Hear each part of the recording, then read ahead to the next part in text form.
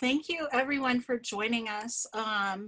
Sandy and I are extremely passionate. We love using Voces. It is so amazing. So today we're going to start off by talking about the basics using Voces, and I'm going to share my screen with you, and Sandy's going to pipe in when she with her perspective about things as well.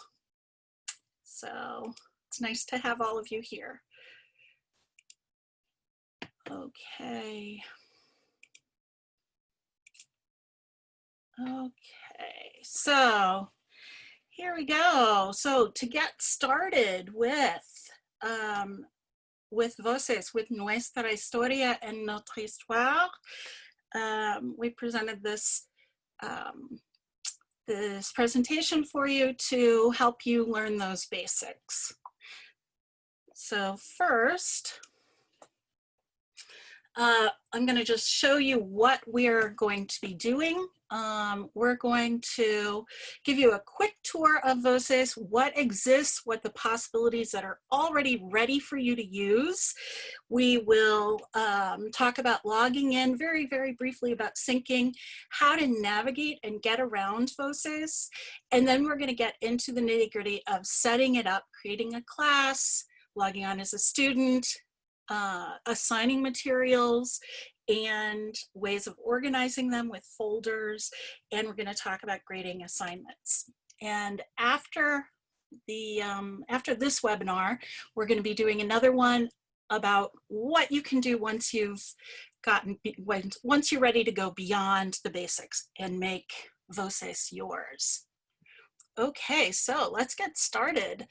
Voces is structured in a certain way. Understanding this structure will really help you be able to use it to its fullest. So it's structured, of course, in stories. And first, there are a bunch of vocab chunks that are presented, and there's audio, so students can listen to the vocab chunks and refer back to it as they read the story. Then there is a written story using those vocab chunks, and there's audio of every story. So students can read, they can listen as they read. If you see here on the right of the audio bar, there is what looks like a speedometer, and if students click that, or if you click it, it's possible to control the speed of the audio, which is an awesome feature for students. Some may need to slow it down, some may be ready to speed it up, and I love this feature. It also works for your own recordings that you might do in Voces. So next, there are some comprehension activities. And hi, Sandy, were you going to say something? I just said it's great for, I was muted. I saw that. Whoops. It's great for scaffolding as well. Even just that little bar that you can, speed up or not speed up. It's perfect for everybody. It's really good for that. Yeah. Awesome. So after the story, there are some comprehension activities for both reading and listening. And you'll see that there'll be multiple choice, or maybe they'll have some pictures and you have to listen and identify which picture is being talked about. Then there'll be some activities to do production work. So there may be something that is written work or spoken work.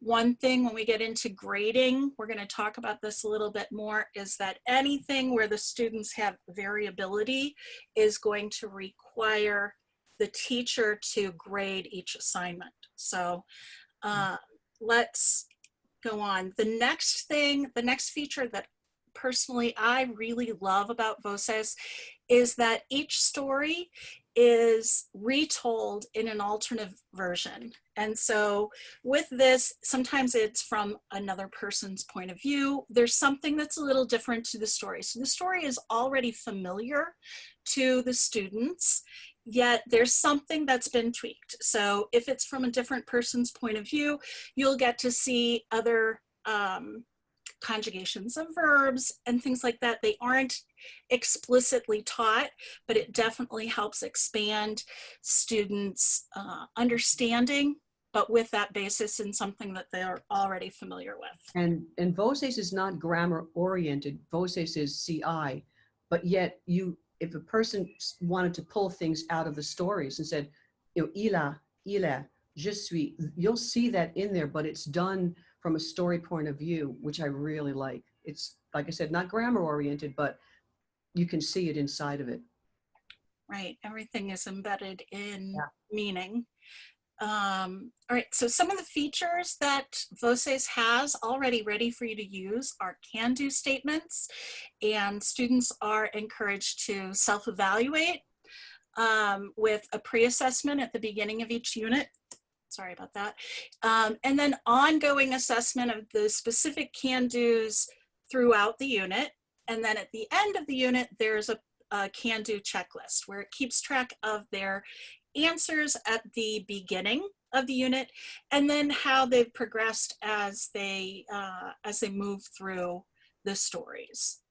And that's a really nice feature as far as students being aware of what they're capable of doing and how they've actually grown. As I mentioned before, student control of speed of the audio is a really great feature. And this is available on all of the audio segments. And when you click on the speedometer, you can see this is the bar where they can control the speed.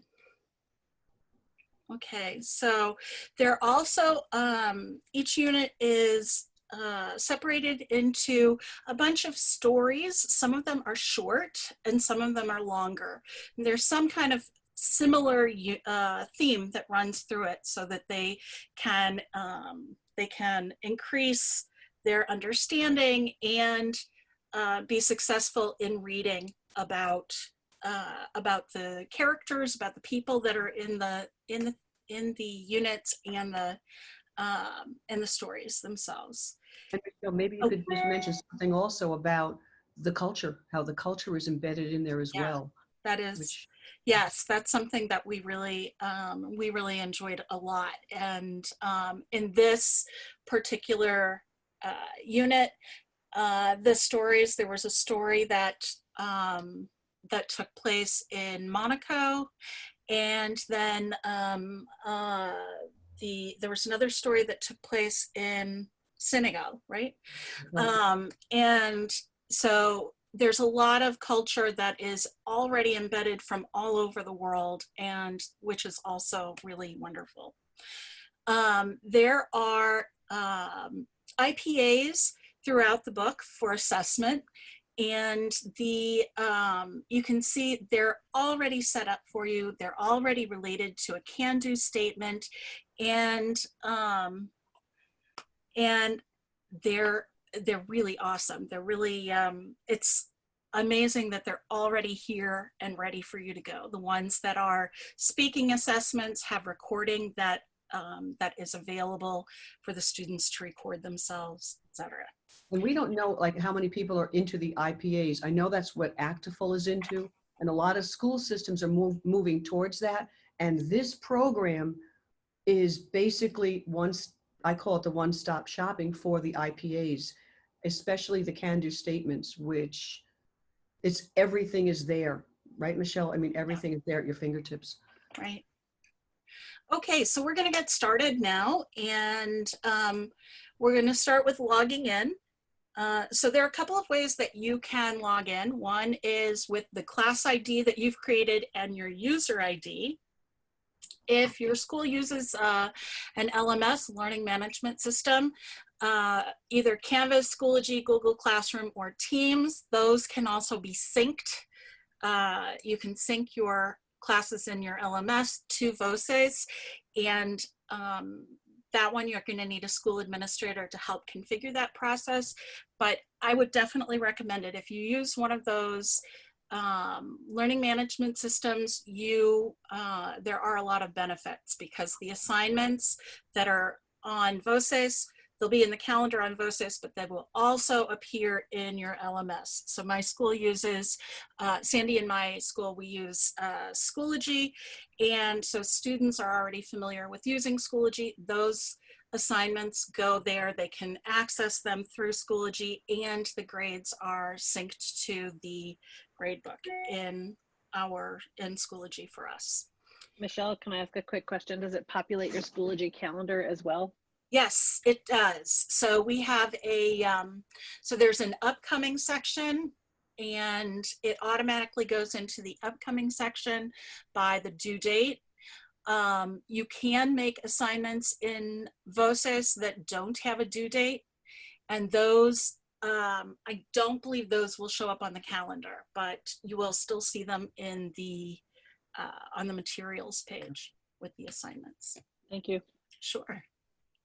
Okay, so for getting around, I know when Sandy and I first got into Voces, we were a little bit, well, we were new, so we weren't quite sure how to navigate everything. So this was something that we thought was really useful. So the navigation bar at the top of the screen has a bunch of icons, and I'm going to point out some of the most basic ones that you'll be using a lot. The star is where you'll access assignments, assigning materials. There's a calendar there. That's also where students access those assignments in their calendar. There is a directory, and there are two different versions of the directory. So there is one that looks like sort of an agenda or a calendar, and the other one that looks like a tornado or a funnel. There are two different types of directories, and we'll come right back to that. The game controller is the game center. And there are some games that are embedded into Voces ready to go. The bar graph is if you are in an assignment that you have given to your students, you can see quick results here. You can see sort of a bar graph of how many students have completed it, how many students have completed each question successfully or have gotten it wrong. So if you want to review certain questions with your students, you can see at a glance which ones you would need to go over. Modifying lessons, yeah. You can modify lessons with that as well. Yeah. Right. And then the teacher in front of the globe is the teacher center and the teachers panel. And this is where teachers are going to be doing most of the work in Voces. So we're going to go over the directories in Voces first. So the first one we're going to go over is the one that looks like a tornado or a funnel. This is more of a traditional table of contents, like one you might find in a book. So when you click on it, you will see a list of the units, and that's all condensed. If you click on any of those items that have the triangle next to them, you'll get an expanded list of all the stories within each unit. And if you click on the story, you will see each of the activities, each of the pages that are part of that story. There's also a visual directory, which looks like a calendar. Some of my students thought it looked like a keyboard. And this is a picture of the condensed visual directory. Each block, each unit is a stack. The green border around the stack shows you which, the current page that you have open is one of the pages in unit 1 in this case. When we click on one of the stories, you can see the unit. It will open up all the parts of the unit. And you can see that some of these are also stacks.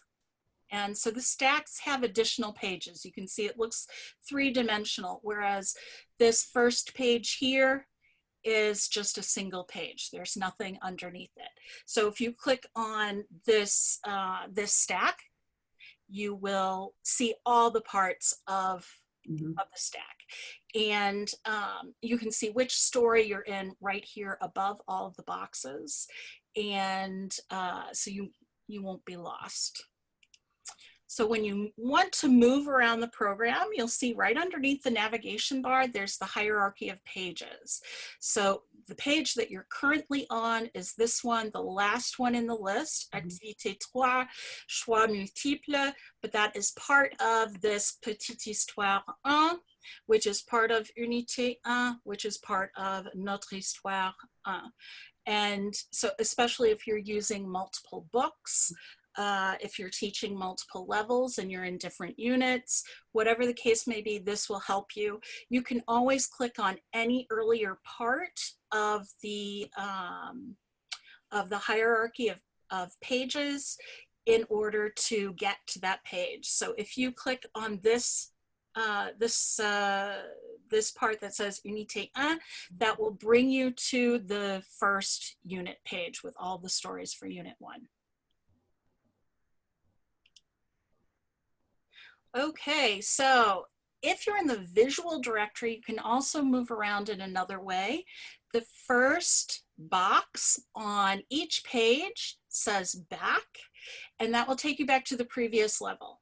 So right now we're in the Unit 1 visual directory. So if we click the back button, it will bring us to the page with all of the units, Unit 1, 2, 3, 4, etc. The last box on each page allows you to create a page in the program.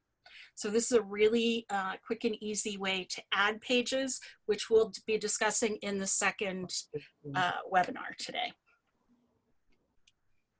Okay, we're going to move on to the teachers panel. Okay, so the teachers panel, as I said before, is really important. This is where you're going to be taking care of a lot of the stuff as a teacher. The desk, when you mouse over, you click on the teachers panel, it opens up this little window with more icons. The desk is where you'll access your classes and class management. The bar graph is where you will access grades, any activities that require grading. You want to see activity results, and where you will sync grades if you decide to sync to an LMS. The pencil is the editor, and this is where you will, you can share pages, you can add pages into your text, etc. This next icon that looks like a bunch of binders maybe, or books, this is the reference section, and there are videos in there, including reference for working with Voces. And the last one here is your settings. So this is where your username and class ID and a couple of other quick things are that you can control your site. Okay. So hopefully that is all clear. We're going to go on to setting it up. So the first thing that you're going to do is create a class. So once you're logged into your Voces teacher account, to create a class, you go to the teachers panel. Remember, that's the person in front of the globe, and you click on the desk. Remember, the desk is where all the class information is. So you're going to click on new class, and then you name your class. So normally I just name it with whatever I call my class, which is by grade or whatever. And I will say that there are other ways of doing this too, especially if you are synced to an LMS. There is an easier way of doing this as well, but this is also pretty quick. Once you've named your class, you can click on the Add View Students list. You'll see that there is automatically a student in each one of your classes. When you create a class, it automatically populates it with a sample student. You can transfer students to different classes if, for instance, one of your students changes classes, changes the period, whatever it is. That's not difficult at all. If you use the quick add button at the under add and view students, this is a really fast way that you can just type in your student names from your roster. You can also use a spreadsheet and use the CSV add button. Yeah, Michelle, I just want to, Chris has really updated so much of the Voces, and I was just playing with it the other day, and I don't know how it's very easy, you know, to just, it carries you right through setting up the class, especially the quick add. For me, it's like, this is really basic, simple, clear, the way he's got it set up. I wasn't intimidated at all, especially with the update. It's really easy to set up. Awesome. Okay, and so, and as I said, if you are linking to an LMS, there is another way to create the classes in Voces that will just import your whole class from your LMS. Okay, logging on as a student. Why you might want to log on as a student is just to see how your class looks, how your assignments look to one of your students. The sample student is a very easy way to log into your class, and you can also try out some of the assignments, what they're like as a student. So in order to log on as a sample student, you go to your list of students in your class, you click on the name here, which is sample student, and click on edit. The edit button will allow you to see what their what that student's user ID is. So then I usually open a second browser, but you can also open an incognito or private window and log in as a student. You would use your class ID and your student's ID. In this case, it would be SAM808, and that will log you in as sample student. Okay, so for assignments. Okay, first of all, the most important thing really is just to decide which page or pages you want to assign. Okay, when you're familiar with the text, you can assign multiple pages at the same time. If you are not, and this is what Sandy and I did in the beginning when we were just looking at the book and looking at the program in the beginning, we really didn't know what was there. So we assigned each page individually, which was fine. That's what we needed to do. Now that we're more familiar with them, we can go down the list and decide these are the ones we want to assign. So you're going to click on this assignment icon at the top. It's the one that looks like a little page with a star in it. You're going to click create a new assignment. And then you have to choose either current page, which is definitely easier if you're a beginner, or different pages. Okay. So the next thing is, if you're using current page, it will just take you through the process of doing this. This page is here. If you decide to choose multiple pages, when you click on the pages, you'll see that they turn green. So the green ones are the ones that we've chosen here to assign to our students. And then afterwards, you can see that there's a list at the bottom of the page that says this is a list of your assigned pages, and you click on use selected pages. So this is a new thing. If you've been using Voces this spring, this is a new feature, and it's really wonderful that you can group your assignments into a folder. So this is optional, you do not have to do it, but it is there for you if you'd like to. And we'll be showing you in a little while, we'll show you why you might want to do this. So if you already have folders, you can either choose the folder that you've already created, you can leave them ungrouped, or you can create a new folder and you just need to name the folder. So what Sandy and I have been doing is to name the folders by the unit, just to have a naming protocol. You name it by the unit, and then PH is for Petite Histoire. And so we have unit 1, Petite Histoire 1, and then the name of the story. but you can group them however you would like. The next step in doing an assignment, the next step that it will take you through, is for you to decide the dates. So the dates may be either you can make it available immediately for students, or that it will be available on a specific date. So if you want students to be able to start working on it right now, then that's fine. You would click available immediately. If you're trying to plan ahead, you could say this one is going to open on September 29th.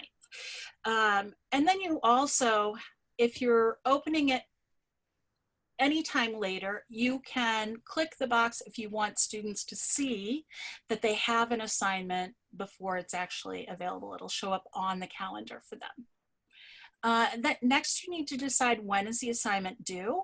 So you can, sorry, wrong way. You can either leave it as no due date, which will always put it on the current day in the calendar for the students, or you can put a due date in there. And Michelle, maybe you can tell them, well, how we did it during the remote. I think we had a soft deadline. Yes. Yeah. Right. Yeah, we were actually, I think during the remote, because during the spring, our district, and I know a lot of districts, were saying that students didn't have to complete things at specific times. Yeah. We were actually using the open-ended due date.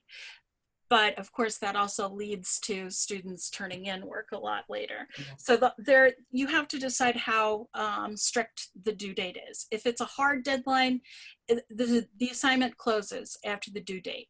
And there's also a time. I generally leave my assignments, I like to leave them open until the end of the day, just so that students can complete it at any point during the day and it's still on time. But a hard deadline would just say, no, the deadline is passed, you can't do it. Soft deadline, students can submit once after the date if they haven't already submitted the assignment. So if they've submitted it and the deadline passes, then they can't go back and do it again. If it's open-ended, students can submit it at any point, but it will still be marked as late if they do turn it in after the deadline. Okay, this page is also, this one has been redone, and this is a great page. I love this. This makes it really easy to set any parameters that you want for your assignment. So you can use them or you cannot use them. It's up to you. You can apply a submission limit. If you want students to, you can allow them to take it once, twice, 10 times, whatever you want. You can choose to prevent students from leaving the page once it's started, and you get to decide how many warnings a student can get. If you put, let's say, 2 warnings, after the second warning, if a student attempts to leave the page, it will just submit the assignment. You can apply a timer, and you can decide how much time. It's up to you. And as far as, this is another feature that is really nice. You can also require a certain percentage before students will earn credit for the assignment. So it can be set anywhere between 60% to 100%. Michelle, talk about kids, individual students. Yeah, we're gonna show you how you can set up individual grading possibilities for each student or for specific students if you'd like. And you can you could set a different percentage for different students. For clear on retake, this is so that if a student retakes an assignment, it will make the other answers, their answers from the first time that they've taken or the previous time that they've taken the assessment or the assignment, it will clear the answers so they can start fresh. And then the last one is whether or not you want students to be able to review their answers and or the correct answers. So if you want, you can set it so that they can see the answers after the due date has passed. You can do it immediately after submission. You can just say not yet. It's done by the teacher's choice. And you have a choice separately to either show the correct answers or not. So what Sandy and I did, so in order to really, we wanted to reduce our students' level of frustration. So we allowed them to see their answers. And I think we also showed the correct answers immediately after submission, because we wanted them to be able to move through the program and not feel stuck. But that is totally a personal choice as to what you would like to do. The next step is to assign the material to either class or to specific students. So on this page, you'll see a list of all of the classes that you've created, and you can click either on the full class, which will turn it green. You can see it has not been assigned to the 7th grade class, but it was assigned to the full class in 8th grade. And then this one we set up for us, just because it has Sandy and my names instead of our students' names, is when you assign it to specific students, it will bring up a list of the students. For us, there are only 3 people in this class: Sandy, me, and sample student. And so when you can choose however many students, 1, 2, everyone except for 1. And then you go on and you click on finish selecting classes. You're almost done at this point. You can review the details. So it gives you everything that you've chosen here, and then you would click create assignment. Finally, you get to see the assignments on the calendar. So this is really helpful just to double check. Did you put it in on the right month? Did you put in the right class? It'll show. One of the things that Sandy and I really love about this is that you can also now hide a specific class. So you can see that we assign this to 2 separate classes. So it's this orangey one, which is the 8th grade class, and a gray one, which is the Voces practice class. But if you want, you can hide one of them and just see the assignments that are given for a specific class. And Michelle, could you also talk about the lines versus just having it due say on a Friday, what we did during the remote? Oops. One of the, in the beginning, we were just having specific items due on a specific day. However, what happens is that you can't see the whole title of it. Obviously, you can see here that the title of the assignment is taking up 3 days. So if you want your students, for instance, to work on it for an entire week, you could have it take up the entire week of the calendar. Again, it's a completely, it's a personal choice, whatever you decide to do. There's something about the calendar that we're going to show is in just a minute. So you can edit details of an assignment. So this is the page of the assignments, and this is in a particular folder. Each assignment has a button that says edit assignment, and then it'll bring up a page that looks like this, where you can change any of the information that you would like to. You can change the classes, who it's assigned to, etc. And then you just need to make sure that you click on Save Edit.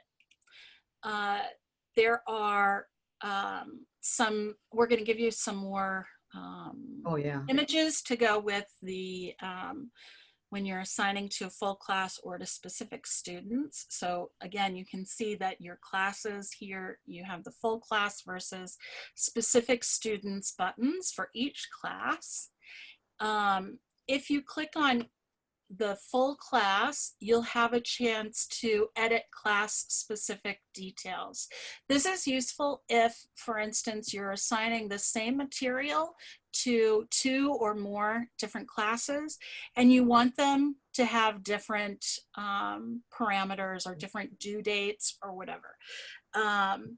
So you can see all of these details that you can change. You click on it, you put in the information that you want and click apply. And then, and that's for each detail. When you are done, you can see at the bottom of the screen that the class specific details here are the start date is Wednesday, September 23rd at 9 a.m. The due date is Friday, September 25th at 11:55 p.m. Submission limit of 4. I think they went on, but it was too long to put on the page. You can also change the student specific details, and we wanted to show you what this looks like. So for this class, we assigned it to Sandy and to me. And so if we click on edit student specific details, you can choose what exactly you want to change for each student. And you can talk about the scaffolding. That this is, again, scaffolding at its best for individual students, and nobody else would know, but the student would have more time, less time.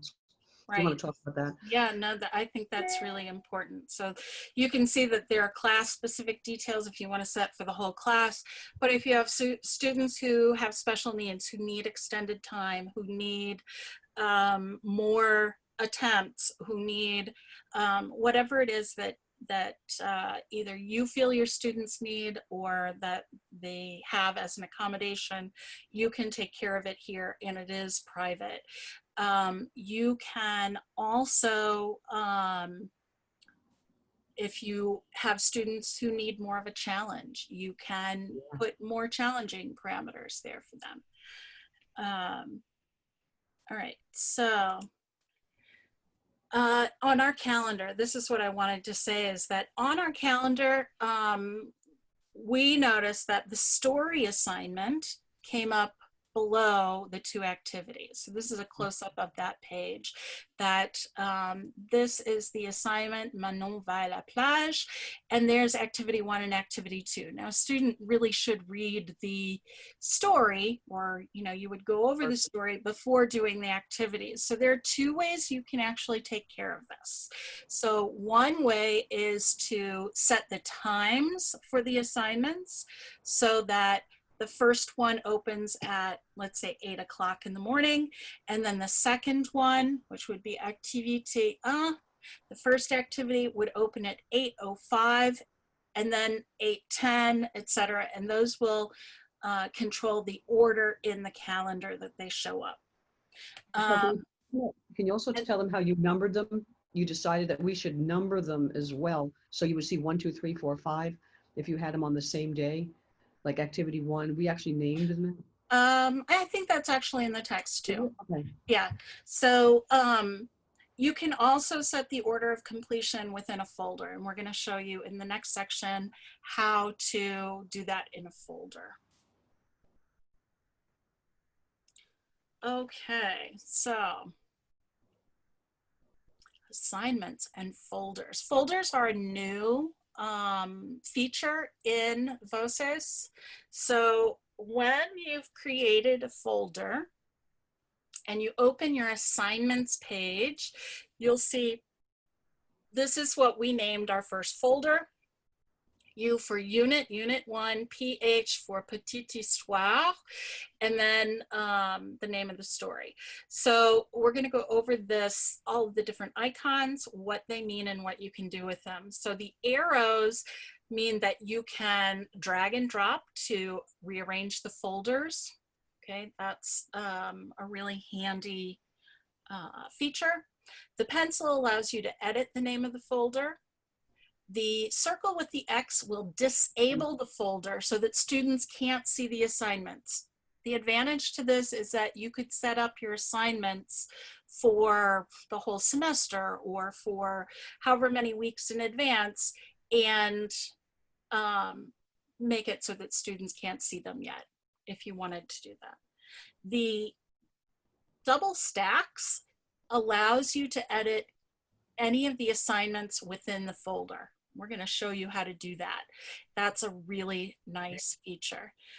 The numbered list is if you want to require that your students complete the assignments in order, you can just click this button. And then when you assign the folder, they will have to do them in order to complete the assignments. And then the refresh button will resync the folder to your LMS.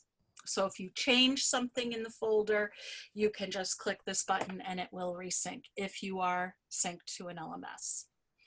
I guess we should just go ahead and talk about bulk editing. This is a really, really nice feature. So you can do pretty much anything as far as the bulk editing goes. So when you click this double stack icon, you'll see all the assignments that are in the folder. In this folder, we had 3 assignments currently. So you can change the parameters on any of the assignments here, and we have some close-up details here on this page. So you can change the parameters except for any materials that are assigned to specific students. Those you actually have to go to the assignment itself.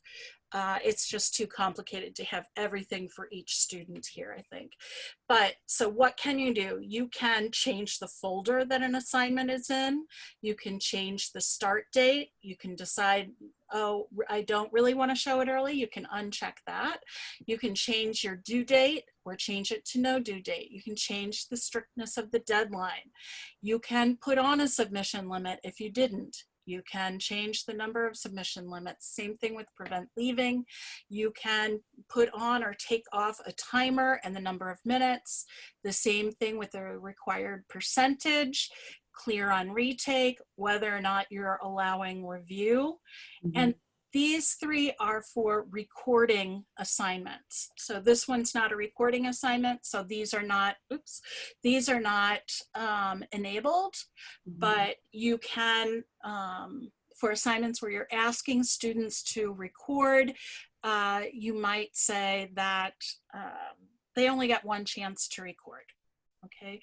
Or that if there's an audio prompt for them, maybe a question, then the recording starts right after the question so that they don't, take, an hour to answer a question. And then the same thing with the recording, the timer. This is the number of seconds students have to do their recording. So that's good for helping students pick up their speed with responding to questions. Because if you've ever listened to students' recordings, there are some students who will go, for a minute, and then, you waste all this time trying to listen to their recording. Okay, so just remember to click save at the bottom of the folder to save your changes. And if you have many, many items in the folder, you might have to scroll down in order to see that button. Michelle, could you tell them there's so many benefits of doing this bulk editing with the folders? Oh yeah, it makes it so easy. You can, the other thing I didn't mention is you can change which classes you've assigned it to. If you have your assignments in folders, you can just go through and assign them immediately. You can change the dates for a class immediately or whatever it is that you need to do. Okay, this makes it so much easier. Does that make sense? If you have something assigned to more than 1 class and you want to change the parameters or the dates for 1 class, you really will need to do that within the assignment.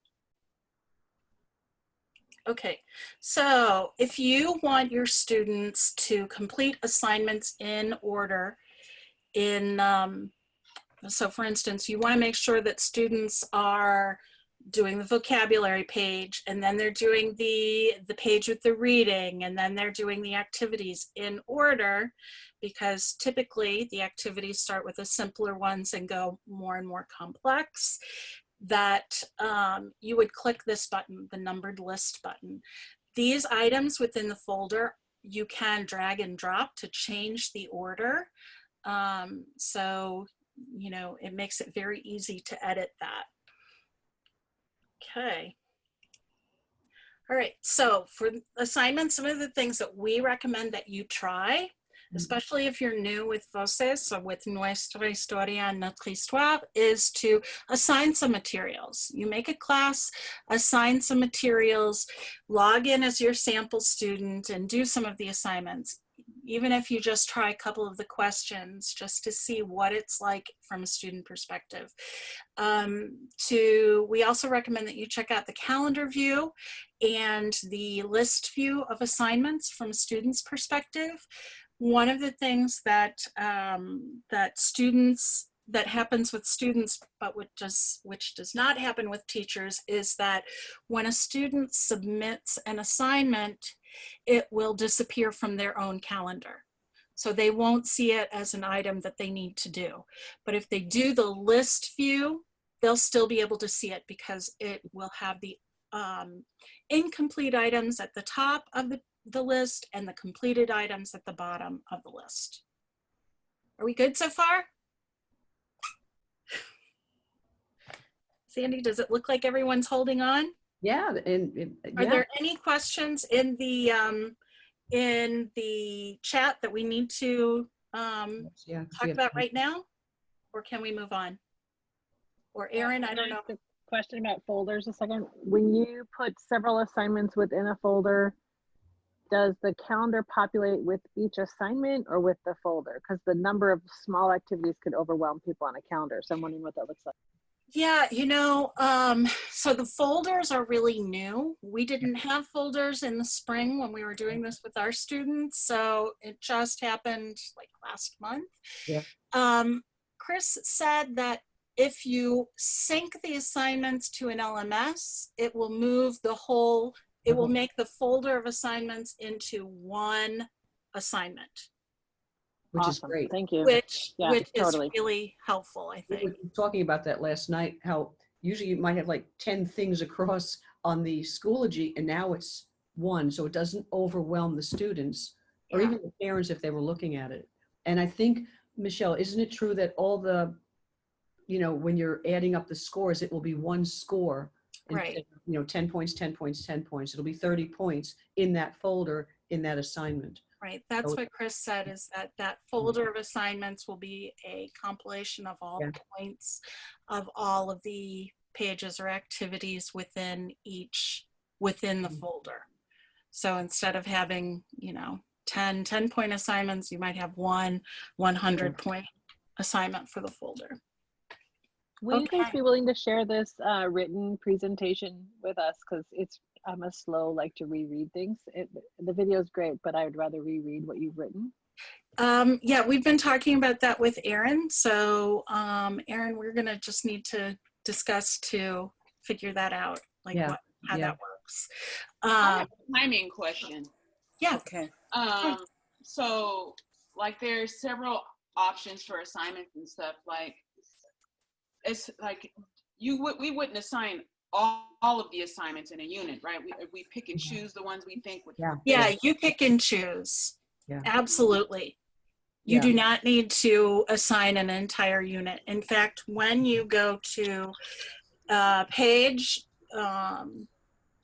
in the beginning, if you're just starting, as I said, Sandy and I just started doing individual pages, doing current page as each assignment, just for the ones that we felt were going to be useful for our students at that point.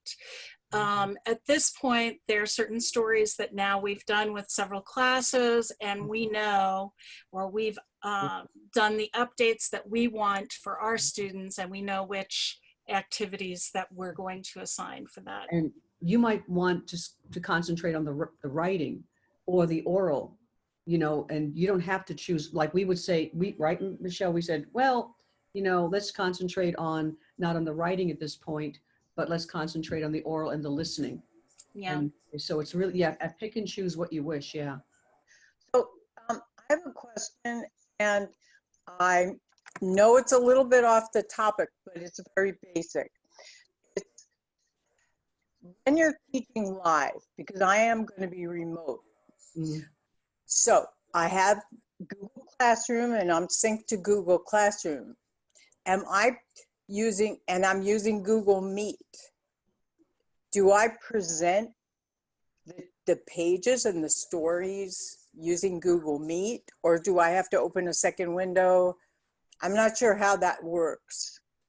I'm not sure what you mean by opening a second window. Yeah, I would definitely present the stories and talk about the stories with your students, and you're going to need to introduce them to Voces anyway, and how it works and how they're going to log in and all of that stuff. I'm asking a technical question though. Yeah. Because I'm going to be teaching live, so I won't be able to see them if I present my screen. Oh, I see. So Yeah. do I do it through Google Meet and they're logged into their Voces? It's a little bit confusing. So depending on what you do, yeah, you can have two screens open. What I've found, what I like to do is actually to use two browsers. Yeah. So when Sandy and I work together, we'll often, we'll have two or you could use two windows, I suppose, too, but we'll often work and share our screens with each other in Google Meet. Yep. And then we'll also be sharing, so we can look at each other. Yeah. So I could do it side by side in two windows, right? Right. One window where I see her, and then one window where I have my browser open, and you're presenting the material. Right. Okay, but to actually see the kids, I'm not a co-teacher. I probably would need another monitor, or so I suppose you could use another monitor, or you could have like a split screen. Yeah. Right. Depending on how many kids are in the room. Right. Depending also on how big your own screen is. You know. Right. Are you guys teaching remotely? That's a good question. Our school system, I think we're going to have to come back to that. The answer is too long. Oh, okay. You did last spring, though. Yes, we did. Yeah, yes, we were fully remote last spring. So all of the assignment stuff was basically homework, or did you actually have them switch off? I actually experimented with, it was homework because we only saw them twice a week, a half an hour. But towards the end, I decided to experiment and kind of show it on the screen. Here's the story. Go over it, go into breakout rooms and see what you can figure out from the story. I had questions for them. You know, what does this word mean or whatever? Here are 3 questions about the story. You're going to come back and tell me 3 things about the story. It worked really well, actually remotely as well. I just said, kids, we're going to experiment today. Let's make believe it's we all did. Right. But yes, so my question to you then is, if you're synced through Google Classroom, and they put all of their Voces pages are through the Google Meet, then I still am not quite sure how this is all going to work. So if you want to present the story to them and go over a story with them, yes, then you could do that with sharing your screen. But when they go to do the work, they'll need to be logged into their student accounts. Yeah. Okay. So So if they're working, so depending on what you're doing, if you're having them do the activities afterwards, or if you want them to work in small groups, they'll need their own, you'll have to either link it to your SMS or to your LMS, or share their username with them, their user ID and your class ID. Right. Okay. So we're going to go on, and then we'll have some time for questions afterwards. No, that's fine. Okay, so talking about grading assignments, there are 2 main types of assignments in Voces that you need to know about. So some assignments are auto-graded. That means as soon as a student does it, they will know what their score is.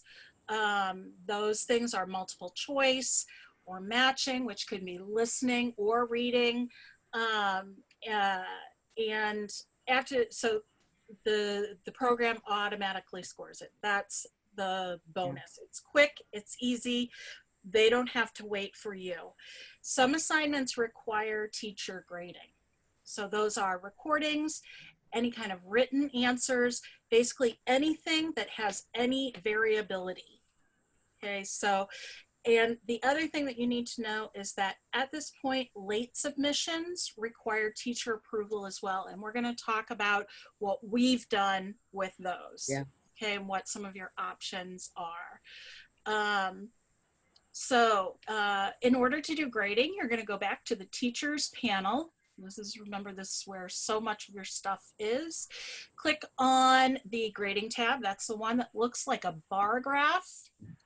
And this opens a page that looks like this. And you're going to click on requires grading, which is on the top left corner. Okay. And it looks like this. So next you need to decide how you want to view it. You can view it by date, either the oldest assignments first, the newest assignments first. You can sort it by assignment or sort it by student. So the reasons for why you might want to do one versus the other, so for instance, if a student says, I did that assignment, or you want to just see what has a student done recently, you can sort it by sort it by student, and you can see, oh, this student has turned in one assignment in the last 2 weeks. Okay, they're not getting their work done or whatever. You can also sort it by, if for instance you feel like you need to go through the oldest stuff, if you haven't done the grading in a while, you might do that. For the most part, Sandy and I have really focused on sorting by assignment. And this was really to make our lives easier, to make it faster so our students could get the scoring information and be able to move on. Yeah, we would peek at, you could peek and say, student A, you didn't do anything for the last 3 weeks. So we could peek at students, but the sorting by assignment we had to make it easier on ourselves during the remote. Right, exactly. So when you sort by assignment, you open your class, whichever one of your classes you want to look at. You can see right next to the name of the class how many assignments are in there, that need to be scored. And when you click on it, it opens up the whole list. You want to click on sort by assignment first before opening, and then open your class. So you can see that it's got all of these assignments. The first one looks like it's probably all the same, although I don't have the whole thing. You can see that these students had turned in a lot of late work. So using late auto grading, this is going to make your life a lot easier, especially if you have students like we do who have turned in a lot of late work. So this, at the bottom of the list of the class list of assignments, there's this box here, and it says clear the requires grading list for this class. So you have this is what you're going to want to do. But there are some choices here. You can mark all correct. You can clear late auto graded only. You can type in a note for all the students, okay? So we're gonna talk about why you might wanna do or not wanna do some of those things, okay? So if you want the program to auto grade all the late assignments for the class, like anything that the computer can auto grade, that they would have normally auto graded if it weren't late, you can click this box, clear late auto graded only. If you want to enter a note for the students like late, so that on their list of work you can see quickly which assignments were late, or if a particular student has turned in all their work late, you can put that in there. If you click this mark all correct, this is really important. So we recommend not clicking that unless you plan to post the highest score for all your students. Yeah, Okay. everybody gets 100. Yeah. So, and you know, some of us will have students who will submit an assignment without any answers. Okay, that's probably, you probably don't want to mark that correct. So what we did basically was to clear late, auto graded only, and then click grade all. And again, if you want to enter a note for all of these students, you can just write in late or whatever it is. That will take care of all of the assignments that are auto graded. So now what's left are the assignments that the teacher has to grade. And so these are our, Michelle, someone just asked in the chat if you could go back to the previous page and just like go over it one more time. This page? Yep. Yeah, so if you have, and you go, I'm gonna just go back to this page. When you open on the requires grading page, you open a class and you'll see all of the assignments. At the bottom of that list of assignments for that class, there will be this box. If you click on clear late, auto graded only, all of those assignments that would have been auto graded by the computer, by the program, except for the fact that they are late, will be cleared. And whatever grade those students have scored will automatically go into the grade book. And we have not used mark all correct at this point. If you'd like to leave a note for students, you can. Yeah. We didn't, although I think in the future I might, I might put in late here. Okay, thank you. Someone's asking Michelle when you would use mark all correct, maybe for one of the like opinion questions, right? There are some, like in the text, there are some things that don't have correct answers. Right. So I guess if you leave all of those, then yeah, you could do that. Yeah. Michelle? Yes. Is that Umar? Yes, how are you guys Hi, doing? Umar.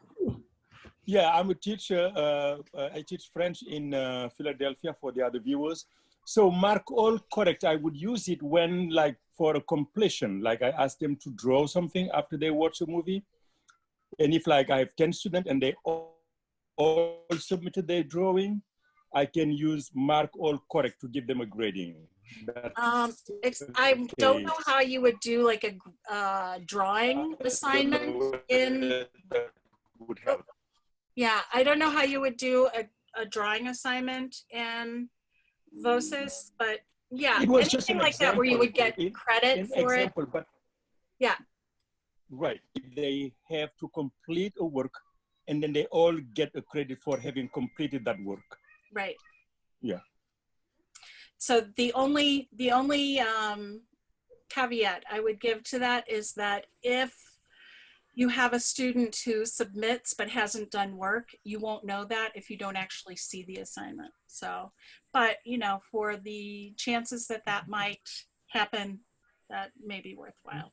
So we did not use mark all correct. Yeah, Michelle, in the very beginning when I wasn't really sure like how to do things, I think I pressed like, because you show me your grades, and it was like everyone had a perfect score. And it was like, yeah, they're all, at least they did something of giving them all like a perfect score in the very beginning. And then we kind of like, no. So I changed it completely because I wasn't sure in the very beginning, like what kind of grade should we give them if they show up for the class, if they get, you know, they get a score, if they even show up for the Zoom. So that was way in the beginning. And I changed that really fast. So whoops, that wasn't a whoops for me. Excuse me. So we want to talk to you about how you can go through the grading, the things that you have to grade as quickly as possible.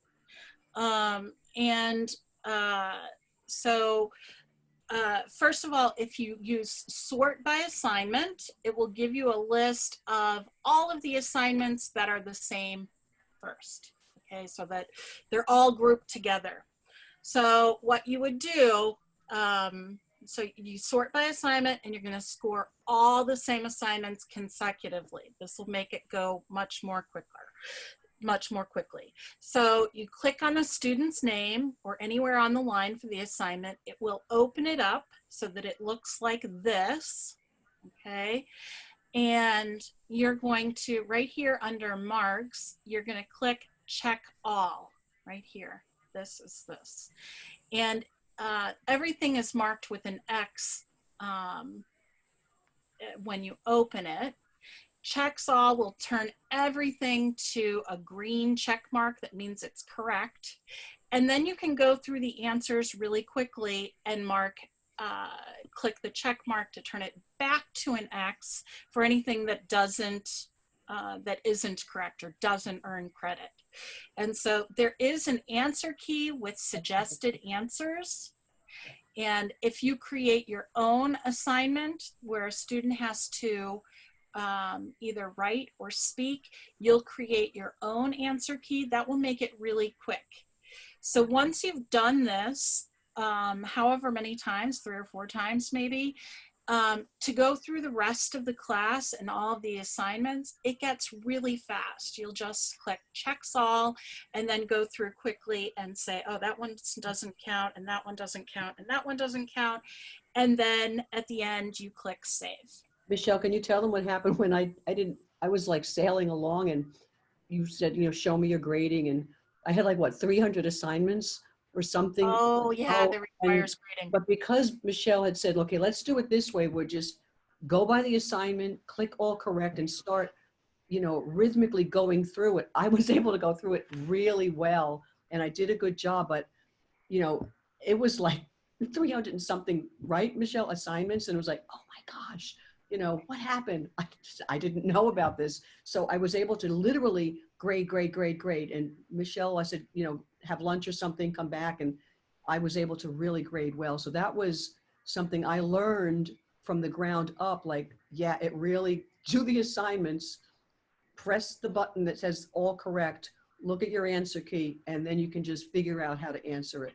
It really, once I figured it out. So thank you. There are a couple of other things that are available for you. So you can write notes or leave an audio note for your student. You can click on this view on page icon to see the actual page of the assignment. If you go, I don't remember what this assignment looked like, or what were the directions, or just to make sure what it looks like, and you can go back and see it. Just remember to save at the end, okay? All right, so we're not going to go into detail about syncing grades, but if you are linked to an LMS, it is possible to sync your grades, and just email Chris or Aaron, and they can get you set up for linking your Voces with whatever your LMS is. Some of the benefits are that students have access to their grades in a location that they're already accustomed to. Teachers can keep track of which students have completed assignments. In Schoology, we noticed that if you mark an assignment as missing, and in Schoology, that turns the grade automatically to a 0. Some of our students are very motivated to get that work done at that point. If they go back and then they complete the assignment and you resync it, it just takes that missing grade right out, which is awesome. You don't have to go back and do anything else to it. Okay, so, question is, what's next? We're offering another webinar in like half an hour, 45 minutes at 3 o'clock Eastern time, where we're going to talk about how you can make Nuestra historia and Notre histoire your own. You can go beyond the basics. We'll be talking about how to edit pages, create activities, including audio activities, sharing items with other teachers, and moving items around in the program. And hopefully amazing this stuff. has been this is helpful like, for you. And if you have any questions, we're going to stay on for a while and answer some questions. And thank you Hope very to much. see, yes, thank you for being here, and we hope to be able to see many of you again at 3. Thank you. Can I ask a quick question? Are you stating the chat, and will that be available to us as participants? Are we? I Yes. don't know if Erin is still here. Yeah, thank Yes. you. Yeah, I will include the chat in the Dropbox link that I will email out to everyone who has registered of both of these webinars today. So you'll have everything. You're awesome. Thank you so much. And I have a question. So when you use like synchronous classes and you use listening activities, do you do them live with the kids sometimes, like where you put an audio on and you do the audio from your computer? Or do you mostly have kids like go to the listening on Voces by themselves and have their headphones on, and then they're like putting their like their great or answers in there, and you're just kind of watching them? Just curious, because I know like when I take my headphones out, the sound's not as great. Like if I put a video on synchronously and show them, YouTube or whatever, it's not always so hot, the sound, So I'm just wondering what you do in terms of like for the audio quality. Most the question is too. Yeah. So I think that in the beginning, definitely, if your students are not familiar with Voces yet, you're going to need to go over it with them and make sure that they know how to work the audio and how to access all of the materials that are in Voces. I would say that in a synchronous class, once the students know how to use the audio activities and things, I would leave that for them to do on their own. And personally, I would use the time to interact with them, to tell a story with them, to talk about the story, ask them questions about the story, make sure that they understand it, and let them use the listening the listening questions or whatever in Voces for that extra practice to see what they can do on their own. And for me, depending on the class, if I have a class of students that might not be listening to that at home, I would, in my classes, say, today it's 2 minutes out of my class. You're all going to listen to this with me, and I'm going to play it for you now. And if that particular class needed that, depending on, because some students did not listen to the audio. They tried not to. I would make it my business to make sure that I knew that they listened to it, just depending on that class. So you mean listening to the audio of the story? Yeah. Okay. Yeah, I was thinking, was it Julie, maybe? I can't. Mm-hmm. Oh, Yes. Julie, hi. I think that, I guess I was thinking more of if you were talking about the activities, like, say whether this was true or false, and then they say a sentence about it. Definitely in the beginning, I would go through those kinds of activities with students to make sure that they understand, first of all, what the activity is about, what type of activity it is, how to do it. And then, listening to the story, definitely, I go over it with students and show them different kinds of strategies for reading and listening along with. So reading activities, pick out how many words have the ah sound, can you pick out words that have an a sound, that kind of thing. Similar to French immersion. I like a lot of times to have the kids do it with me. Like I said, depending on the class, especially with remote, even if I was in the classroom, I might play it for them and say, I want everybody to listen to this because at least I know you all listened to it once. Yeah. You went home. That would be my strategy. Okay, thank you. Yeah. So I Oh, I'm seeing more things in the chat. Sorry, it's taking me a while to go through the chat because it got really long while I was talking. So let's see. Sandy or Erin, is there a specific question that's I like Kate just asked if you could, I want to know the same thing. How you would do like a Zoom with live sessions. How do you imagine incorporating Voces into the live sessions? Okay. Hi, Katie. Thanks. Okay. So, you know, last spring was a really bizarre situation for a lot of us. So I'm assuming that this year, I mean, students will be required to be coming to the Zoom sessions. And so I think that it will be a little bit more like a regular class. And so I would probably tend to use this in sort of a storytelling way, like talking about the stories and then maybe comparing it to their lives as well, talking about it with them, and making sure that they understand the basic parts of the story, asking them questions, asking them either yes, no questions in the beginning, asking them to answer questions about what's happening in the story, and just giving them a lot of input so that they can hear it, they understand it, they can use it.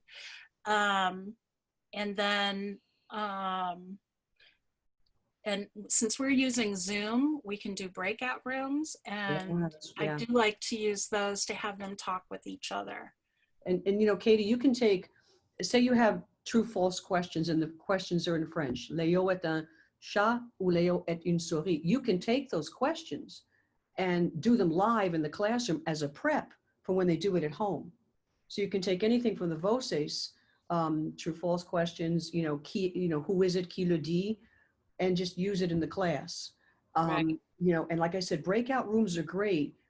You can say, here's a new story with the pop-up words. I want to see today how much you can get out of that story already. And I actually tried it, and I went into the breakout rooms and I had kids saying, that's not true. What did you just, that's not the story. I'll tell you what's going on. And they were talking back and forth about the story. No, this is not what it means. This is what it means. And when I put them in breakout rooms, it freed them up just to be in a class without the teacher constantly looking at them. Then I said, tell me what you think the story means. It was the story about, the boy Cooper and Akshara, and the boy's going, who falls in love like that? I've never seen that before. So they were really getting the story. They came back from the breakout rooms, told me what they felt about it. You can do that in English because it's comprehension. You know, and you could see the different levels, the novice versus novice high, who's getting it, who needs the help. So I experimented at one point. It's like, this is a class. This is it. We're going back to basics, people. And I felt they were like, yeah, okay, this is great. Get out, you know, copy this down. Look at this. So here's 3 questions. Copy them down on your notebooks. Go into the breakout room. Now look at the story. Can you answer those questions? You can answer yes, no questions. You can answer, you know, depending on your level. I felt like a teacher again at that point. So did you do, you know how we've talked a lot about circling, that type of activity? Do you feel like you could do, did you do that type of thing with the whole class of? Absolutely.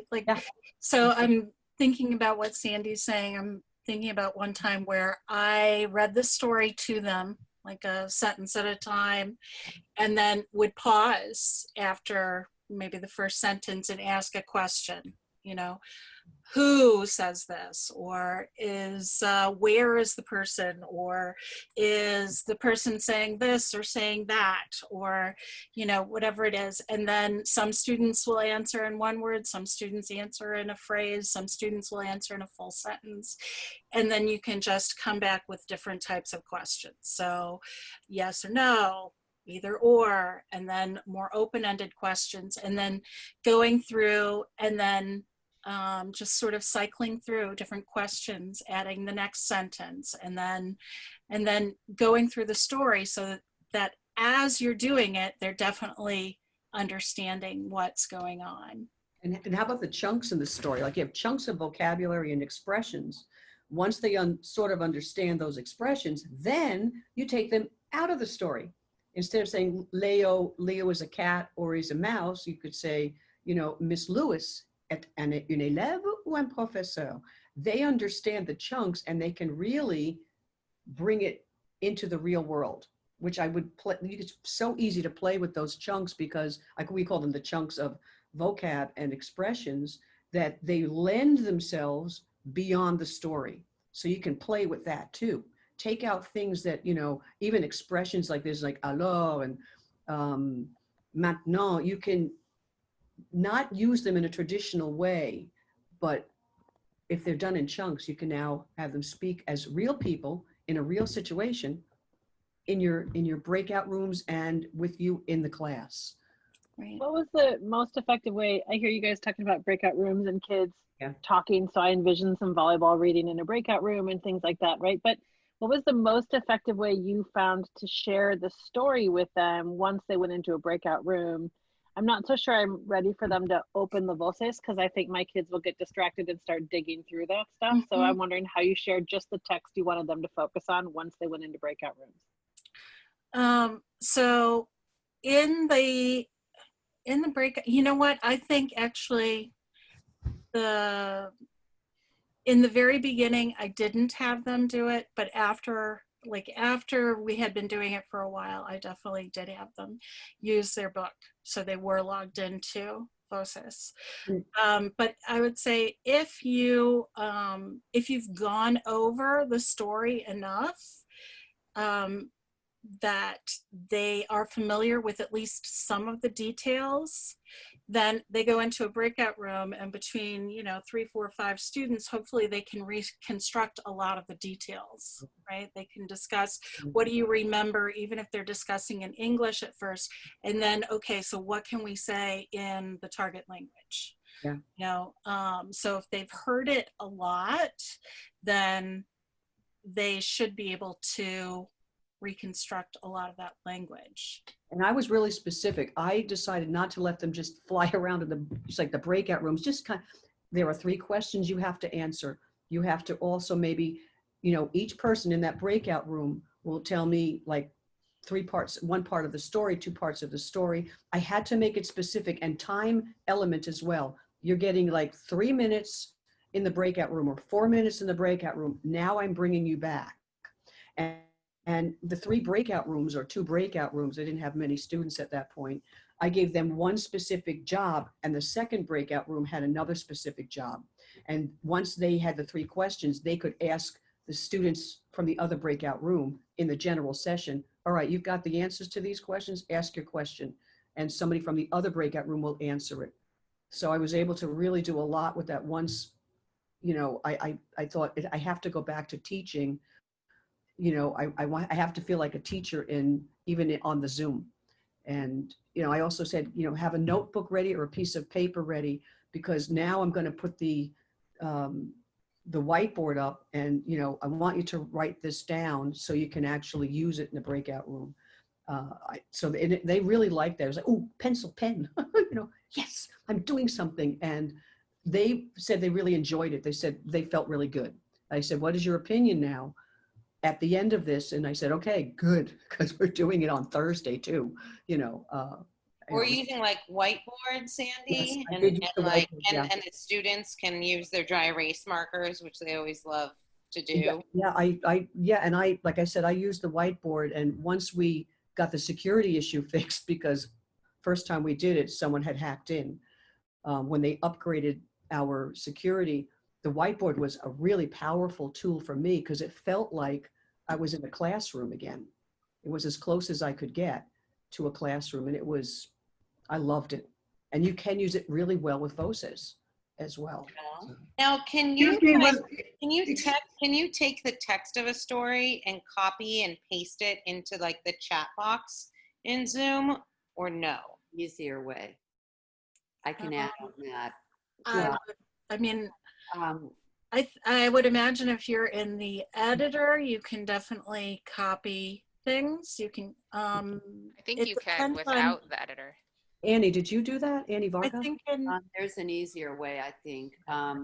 One thing that we've been doing as we're playing with Zoom is I taught my kids how to split their screen.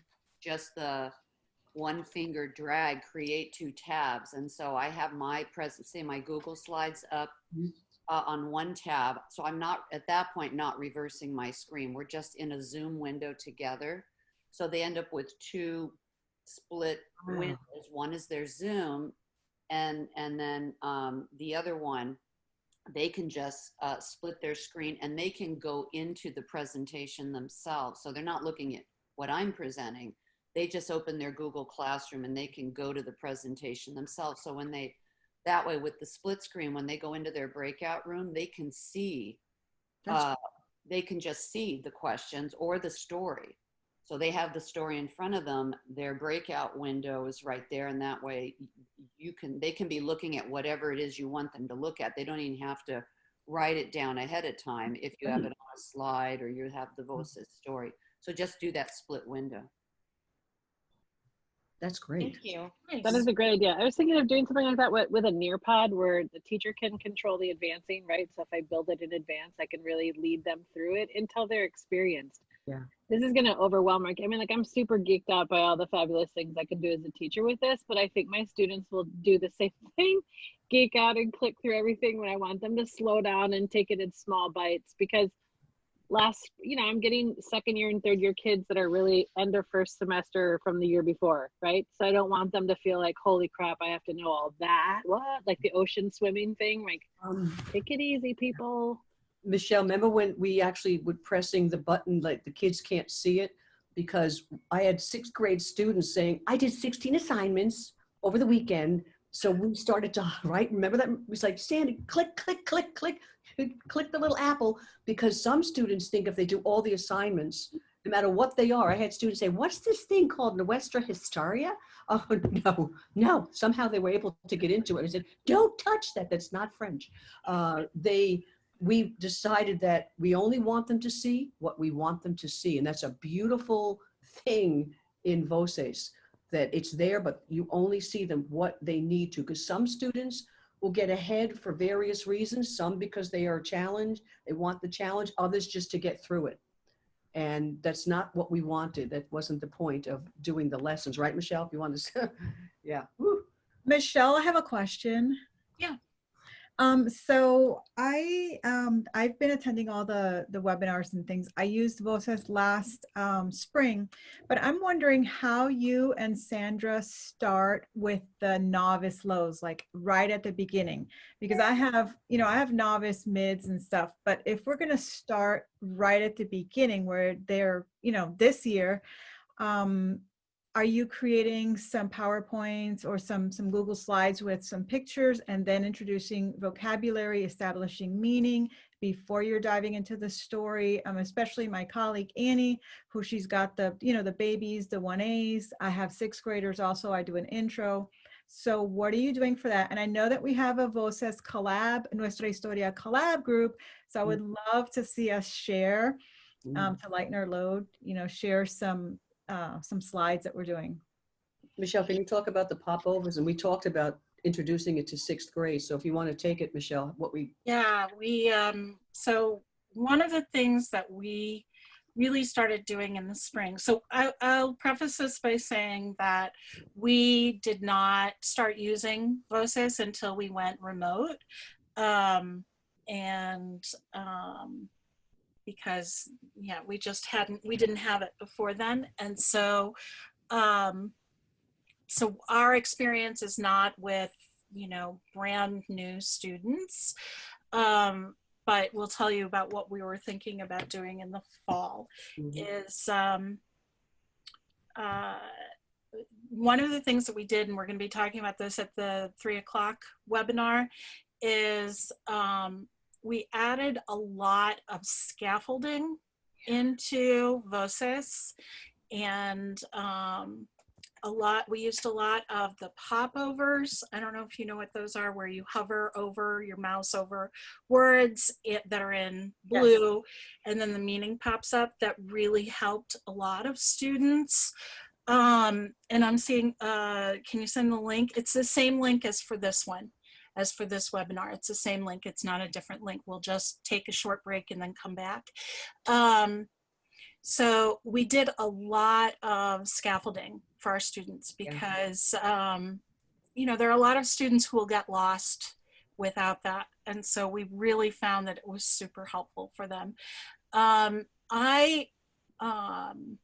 Sandy and I are trying to figure out as far as we'll probably start out the year with something that is more like what we would do in the classroom, you know, getting to know students and, you know, doing calendar talk and, you know, finding out things about each other. And especially with the new group of students, they don't all know each other yet either. And, you know, we'll need to get to know their names and, you know, things about them. So we will probably start with that kind of stuff in the beginning. And when we introduce Voces to them, which I'd like to do relatively early, you know, I assume that it's going to be slow in the beginning with them, you know, because especially if we are at a distance at teaching remotely, which, as I said, we don't really know what's happening yet, but you know, there isn't that necessary, you know, you can't be there right next to the student and helping them with that. And you can tell what the story that we thought of was what the Bonjour Salam Alaikum, because it is all about talking to students, introducing yourself.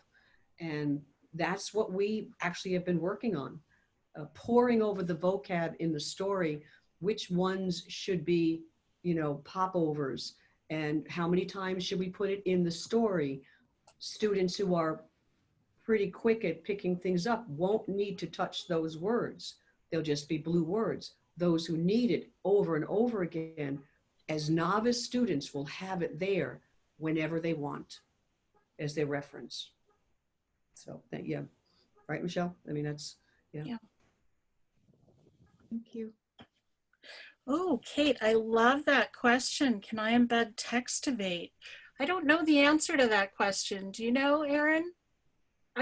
You know what, Kate, if you're available on Friday afternoon, come to the happy hour, because Chris would be the right one to ask. And I'm definitely going to ask too, because if those of you who have used Textivate before, that's an awesome program. There are a lot of things that we can already do with Voces that are similar. I would say probably, Erin, you're probably right. If there's an embed link, you probably can. So yeah, there is an embed link. Like you can put stuff in, you can embed sequences, but I'm trying to use the tools my kids know to teach them what Voces can do. Sure. Like, this is what you know, let's put this in there. Yeah. So you guys, what is awesome. Appreciate your tips. What is I don't know what that is. That was my question, Katie. What Textivate is an online program where you can insert your own stories or whatever, and it will create practice activities with the stories. So yeah, it just do a web search for Textivate and you can just go and try it out. I mean, I think that a lot of the things that you might do with, well, maybe not a lot. Some of the things that you might do with Textivate, you can do with Voces. So, but yeah, I really enjoyed using that. I'm also wondering about, hello. Hi, Salut. Diane. Bonjour. Bonjour. I was wondering about Flipgrid, because I know Chris had mentioned that we can integrate that. It would really be fun if there were some samples using these different apps already in Voces down the line, is what I'm saying. Because I know we could create our own, but it would really, whether it's Textivate, which I have too, or these other ones, but I would just like to see some samples in there to say, you know, you could use it this way or you can use it that way. Just, Erin, we just want more work for you. But, you know, I wonder if, I don't actually spend much time on Facebook, but I know that there is a Facebook group for using Nuestra, historia, and Notre, histoire. And so, you know, you might want to put it on there and ask if anyone has one that they could show or that they could, you know. Yeah, I don't think so. I haven't seen anything yet. And I know at the beginning of the year, we're third week doing it remotely. And so, yes, I've done kind of what you've done, like le calendrier and different things like this at the beginning. Yeah. And I'm seeing, you know, different things I want to do, which are invoices. But I really want something where they can, like I'm thinking in my French too, where they're describing their family, they're describing their colleagues. And they're, you know, this is why I asked about a drawing thing, because it would be really good if it was right embedded invoices. I mean, it would just be handy, is what I'm saying. Has anyone who uses Nearpod or any of those, if they can talk about, can you do that with Nearpod or Pear Deck or something? I think you can do it with Pear Deck. I'm new to Pear Deck. It's integrated with, we have a Microsoft Office and we have Microsoft Teams, which is awful. Lucky you with Zoom. I mean, I have to create my team. I mean, they keep saying they're going to try to compete with Zoom. Well, they haven't done it yet. I have to share something with everybody. Last week, Microsoft Teams, Microsoft is so overloaded that all of our kids were bumped out of our meetings. What? And they said there was overpopulation in the US. I mean, this is Microsoft? Ooh la la. This is Microsoft. This isn't. I think this is new for them, right? Teams, this is still relatively new. Yeah, they're business and they're business software and they think they can just, we're not business. You know, we're education.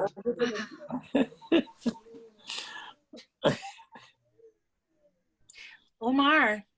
Yes, just I've been working with Voces recently trying to create things.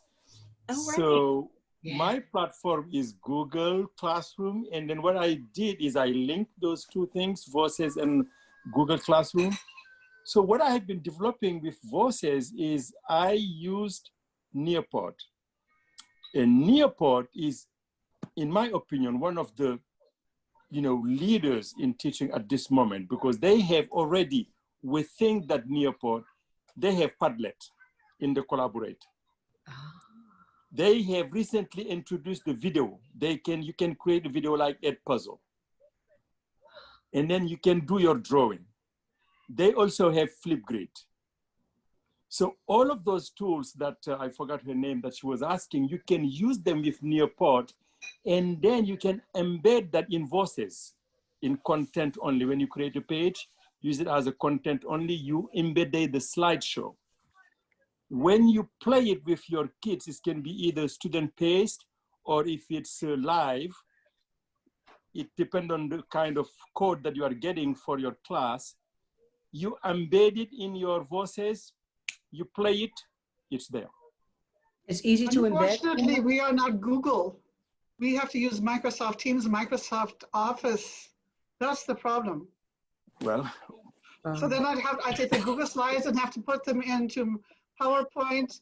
Quel disaster. So, why, anyway, may eviter le disaster? Can't you use PowerPoint with them? Yeah, I can use PowerPoint, but you have to try. Okay, but anyway, Omar, maybe you can share on the Facebook page what sort of things that you've done so we can see. S'il vous plaît. S'il vous plaît. Omar, you are muted. I don't know if you were responding. Yes. Yep. Yeah. I said I am going to finalize what I was working on, and hopefully, by next week I'll try to post it in the Facebook page. Because but definitely, I don't know with PowerPoint, but when I used it, even you can create it from Nearpod, and then you can send it to your Google Classroom right away if you want. There is a way where you can just send it directly to your Google Classroom, and then you can play it from your Google Classroom for your students. But since I linked my stuff with my Voces, my student will just go and click on the Voces and they get access to all the slides that has everything in it. This is a question thank you so much, Uma, that sounds so cool. This this is Katie speaking. So it's a question for Erin and Michelle and Sandy. I'm just wondering if there's a way within Voces to have like really open source, like sharing of our versions or everyone's different versions. Like, is there a platform that's created for that type of collaboration? Like, look what I did with Unit 1, or, you know, the chapters, like, does that exist? Yeah, Michelle, I mean, sharing. Is So that what, we're going to be talking about sharing in the next webinar, but you know, for instance, with our, like for instance, even in our schools, we could, you know, give you a, you know, the code to get in as a sample student. Obviously, we can share pages with each other. yeah. I think too the so there's nothing I don't think exactly like what you're saying, but I can imagine what you're saying, so I will mention that to Chris. But and he has like his ongoing list. But yes, like everything that Michelle and Sandy just said, and then we have the collaboration links, which are at the bottom of the page I just shared. If you just scroll down, there's one for each title, the CI titles. I'll work on getting the other titles represented. So yeah, then you can share pages with anyone else in any title. So that's kind of, you know, you wouldn't be able to maybe share like your grander, like broader idea without explaining it like in an email or something like that, but you can definitely share pages. Yeah. Cool. And at one point I was talking with Chris because, so what Sandy and I have been doing, because we were collaborating really intensively in the spring, we would do a Zoom or Google Meet together and share our screens. And we would work on the Voces on one computer to come up with all of our ideas and, you know, edit that, proofread that, be really happy with that, and then we would share the pages. So one thing that Chris said that we could have done, and I think in the future we will do, is to continue to do that on one computer, because we really enjoy working together, and we, you know, we complement each other quite well. And Chris said he can actually copy the, you know, whatever, like my book from my computer onto Sandy's account. So theoretically you could do that, or, you know, we will be talking about sharing in different ways you can share with people. And yeah, because I mean, I'm sure others would feel the same, is that I want to be able to contribute with you guys too, and like divvy up the work, and we can all collaborate. So I hope that's possible. Yeah. I want to, you guys, you need to take a break. Are you taking a break? No. The idea was to take a break, but I was going to say that because maybe 10 minutes. Yeah. Yeah. Why don't you guys go get up, stretch your legs? I'll be here to answer anyone's questions. You know, everyone though, take an opportunity to stand up, stretch your legs, get a drink of water. Okay. Yeah. Okay. Thanks. We hope that we'll see you at 3. You got it. Okay, here we go. And it's the same link, to be clear. So you can just leave this open on your computer and walk away, you know. So, but if you do close it, you can come back. Erin, can I ask you a quick question? Yes, absolutely. I'm trying to make an assignment, and I do not want to link it to the LMS right away, because I want to see how it looks on my student side first. If I don't link it when I'm creating it, can I link it afterwards? Yes. You can. Actually, is that Delphine? Oui. Okay, so you have total control in your book. You can hide pages so that your students can't see them at all. You can, I mean, you don't have to make anything available for students until you're ready. Yeah, okay. Yeah. Thank you. Erin, may I ask you a question about assignments, graded assignments? Yeah, absolutely. and you know, I preface that I'm not really familiar with Google Classroom either. So I know this year we are introducing Google Classroom, but we use as a school Blackboard. And when we talked in the very beginning, when I found you, you said you could see an integration with Blackboard. So doesn't seem like I need it. I need to integrate it with Google Classroom. But basically my question is this, just practical. When the assignments get graded, how do they go to Google Classroom? Because I personally will still use Gradebook on Blackboard, so I will have to extrapolate things and put it there. And I just have never seen anything integrating with Google Classroom. So I don't know practically what happens and what do I physically have to do? Do I copy the, you know what I mean?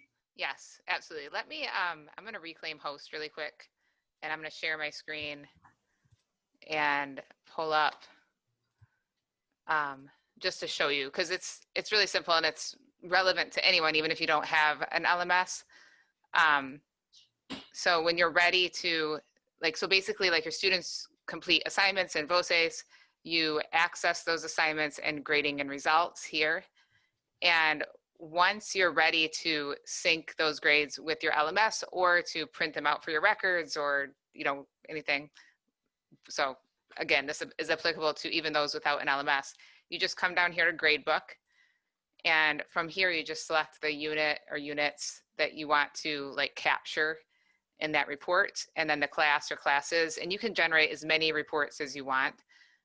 You can show a date range, so like just work completed in the last 2 weeks, remove blank entries, you know, many different options. And then you can generate a report, and mine is empty because, oh, because I did that, that's why. So then you would see like everything that students have done, you know, within those parameters that you chose. If you needed to narrow it down a little bit more, you could do so however you see fit, and then generate another report. In mine, that doesn't show anything, sorry.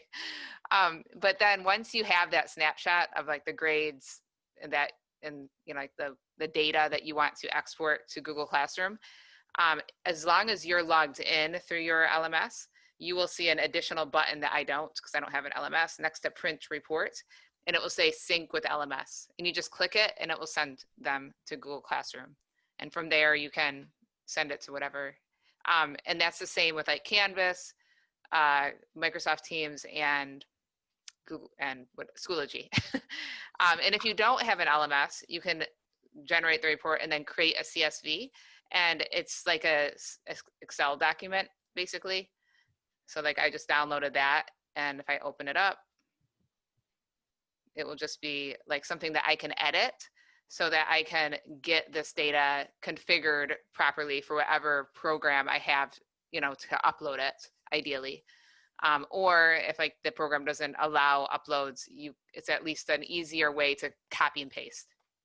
So. Erin, you said that it would transfer over to Canvas, right? But so then from Canvas, I would have to transfer it to my Infinite Campus. Is that right? Correct. Okay. Yeah. Okay. Thank you. Yeah. And then another thing to note is in activity results, where you can see the results for any activity that was graded by you, the teacher, or automatically. That was a question that came up in chat earlier. If you wanted to like export just the grades for one activity, then you would just choose like the class whose grades you want to export, and then you would find that one activity that either you graded or, you know, it was auto graded. Either way, you would see it here. I mean, I only had one student do it, but hopefully you'll have more. But if you're logged into your LMS, again, you'll see an additional button here for that, like for this collection of scores next to Reset Archive All, and it will say sync with LMS. And if you click that, it will send just those grades for that activity to your LMS. So. Thank you, Erin. Yeah, you're welcome. So if we needed to sync it to Blackboard, it would be something that we can discuss. So as far as I know, I'm not sure. I don't think it's well, I don't know what Chris is thinking in terms of getting Blackboard like integration, but and I'm sorry if someone said that we were, because we aren't currently, like, you know, we don't integrate with Blackboard. But I think with like my understanding is you can, through Google Classroom, So it's just like 2 steps, like All right. an additional step. But Thank I'll you. ask Chris. Yep. Okay. Erin, could you clarify one thing? Yeah. When you go to the grade book and you link to the LMS, I only see, I can only download, say, the whole unit. What if I only want one page within the unit? So I've assigned several things within unit 1.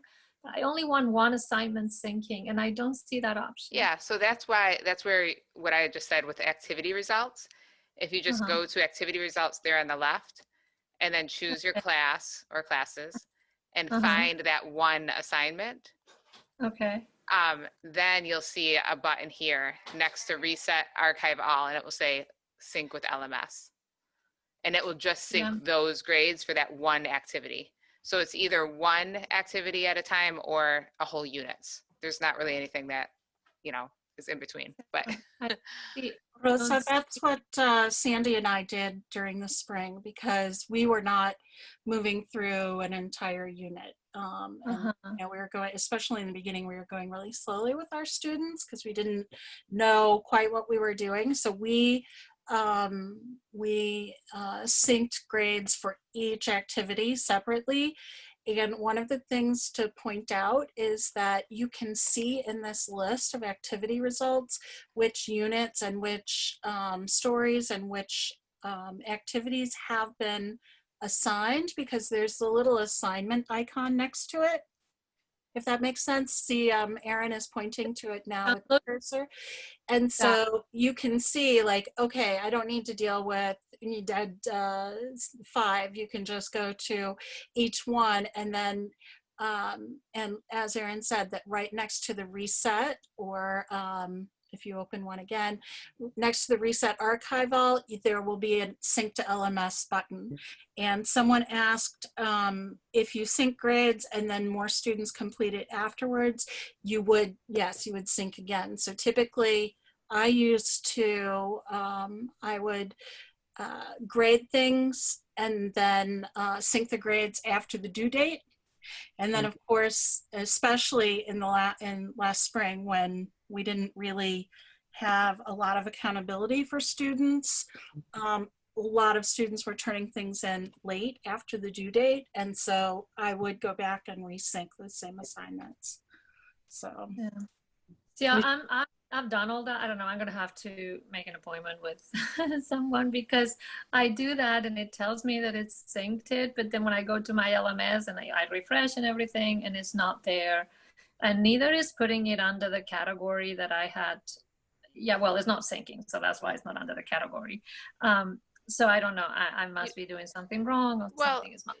Email Chris at lms@vocesdigital.com and mention that you were in this conference, just to kind of give him some understanding of what you, like, who you talk to. And because I feel like he has he has way more insight into the LMSs than I do, unfortunately. But he's great at troubleshooting, and I think he'll be able to help you really quickly. So it's possible that you just don't have something checked off that you need to have. Yeah, I'm sure it's something I'm failing to. No, it's all new. Yes. But I'm sure it's going to be fine, Rosa. Yeah, I do too. And I emailed him earlier, Rosa, with your other question. Oh, okay. Yeah, I don't know why it's doing that, but I was talking to Chris on Friday, and there was a couple of things. It's because we use Canvas, and Canvas, it's a little different. So, but he's working on some things already for me. So, and I will also, again, for anyone who missed it or was confused by it, because there's so much happening in chat, but Chris and I've kind of joined him recently, have happy hour at 5 p.m. Eastern time every Friday afternoon. And so I just put the Zoom link into chat. I mean, like 5 or 4? Yeah, I'm sorry, at 4 p.m. Sorry. Okay. Thank you. And yeah, so 4 p.m. Eastern time, which, might not be like exactly happy hour for all of you, but it's Friday. So, you can always just start early. But he's there, and Sandy and Michelle are often there, and now I'm there. So we can answer your questions, and some of the stuff, it's just like a nice place to just kind of jump in, ask a question or two or hang out the whole time. So. Oh, and it's a lot of fun, actually. It's a nice way to end the week.